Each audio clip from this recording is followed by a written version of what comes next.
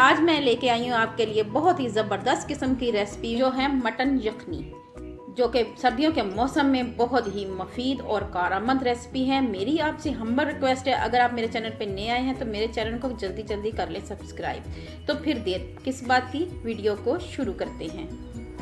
मौसम चेंज हो रहा है, गर्मियाँ जा रही हैं, सर्दियाँ आ रही हैं। इन बदलती हुई तब्दीलियों की वजह से बहुत ज़्यादा नज़ला, ज़ुकाम, खांसी, गला खराब, सीने की जकड़न, हर दूसरा बंदा इसमें मुब्तला है।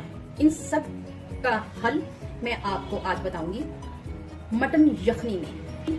आप चिकन की यखनी भी बना सकते हैं, लेकिन मैं आपको रिकमेंड करूंगी कि आपने मटन की यखनी बनानी है और उसमें आपने कोशिश करनी है कि हड्डी वाली बोटी लेनी है। हड्डी हो, मैंने 1 किलो के करीब गोश्त लिया है और इसमें इस तरह ये हड्डी वाली ऐड किया है, क्योंकि हड्डियों का जो सूप होता है ये बहुत ही ताकतवर होता है। और इसके साथ साथ जो हम इसमें मसाले ऐड करेंगे वो ये हैं। इसमें हम ऐड करेंगे सौंफ, ये भी बहुत अच्छी है हमारी नज़ला, जुकाम, खांसी के लिए। काली मिर्च 10 से 12 दाने हैं, ½ टीस्पून के करीब है। 1 चम्मच जीरा है, 4 से 5 छोटी इलायचियां हैं, 5 से 7 लौंग है, 2 बड़ी इलायचियां हैं, ये हम इसमें ऐड करेंगे। तो साथ में हम इसमें नमक ऐड करेंगे और आधा चम्मच हल्दी का ऐड करेंगे। हल्दी जो है हमारी कुव्वत मदाफत को बढ़ाती है, ये भी वो हमारे लिए बहुत जरूरी है। तो ये हम मसाले ऐड करेंगे। साथ ही हम इसमें ऐड करेंगे एक दरमियाने साइज का प्याज ऐड करेंगे, थोड़ा सा अदरक और 7 से 8 कलियां लहसुन की ये ऐड करेंगे। ये सब मसाले जो है या लहसुन अदरक है, ये हमारे इम्यून सिस्टम को स्ट्रॉन्ग बनाने के लिए बेहद जरूरी है। और इसके साथ साथ हम ऐड करेंगे ढेर सारा पानी, क्योंकि हम यखनी बना रहे हैं, कोशिश करेंगे इसमें पानी ज्यादा जाए और ये धीमी आंच पे पकती रहे। फिर हमने इसमें 1.5 जग के करीब यानी कि 1.5 किलो के करीब हमने पानी ऐड कर दिया है। तो करना ये है हमने कि इसको हम हल्की आंच पे पकाएंगे। जी आप देख सकते हैं यखनी को बॉयल आ चुका हुआ है। हमने इसमें दालचीनी नहीं ऐड की थी, अब हम इसमें 2 से 3 दालचीनी के टुकड़े ऐड करेंगे। सिनेमन स्टिक्स भी कहते हैं इनको, ये ऐड करेंगे और इसके बाद इसको हम प्रेशर लगा देंगे। हम इसको तकरीबन 15 मिनट के लिए प्रेशर लगाएंगे, इतना लगाएंगे कि गोश्त हमारा अच्छी तरह गल जाए।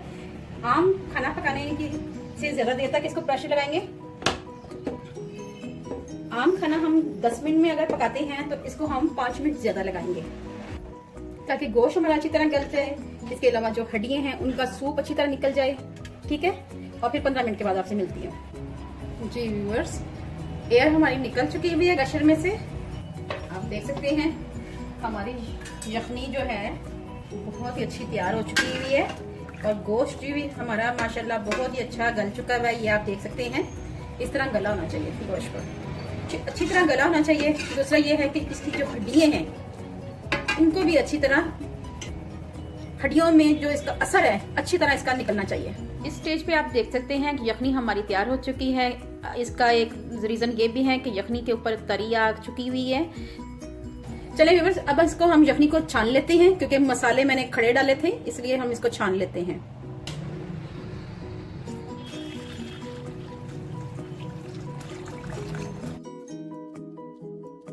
यखनी का कलर देखें कितना अच्छा आया है।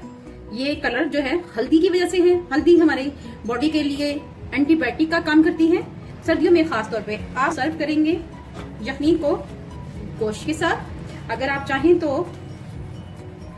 यखनी के साथ गोश्त भी शामिल कर सकते हैं और इसमें नमक कम या ज्यादा कर सकते हैं, क्योंकि आजकल जो नज़ला, जुकाम, खांसी, गला खराब हो रहा है उसके लिए ये यखनी बहुत ज्यादा मुफीद है। और ये एक एंटीबायोटिक है कि इधर उधर की दवाइयां लेने के बजाय हमें इस तरह के टोटकों को आजमाना चाहिए। बनाने को तो मैं चिकन यखनी भी बना सकती थी, लेकिन मैंने सोचा क्यों ना आपके लिए एक मौसर यखनी लेके आए, एक प्रॉपर। तो इससे नज़ला, जुकाम, खांसी उड़न छू हो जाएगा, ठीक है व्यूअर्स। तो अगर आपको मेरी रेसिपी अच्छी लगे तो मेरे चैनल को करें लाइक, शेयर, सब्सक्राइब और बेल आइकॉन को जरूर प्रेस करें, ताकि लेटेस्ट नोटिफिकेशन आप तक पहुंच सके। अपना और अपने प्यारों का ख्याल रखें, दुआओं में मुझे याद रखें। अल्लाह हाफिज।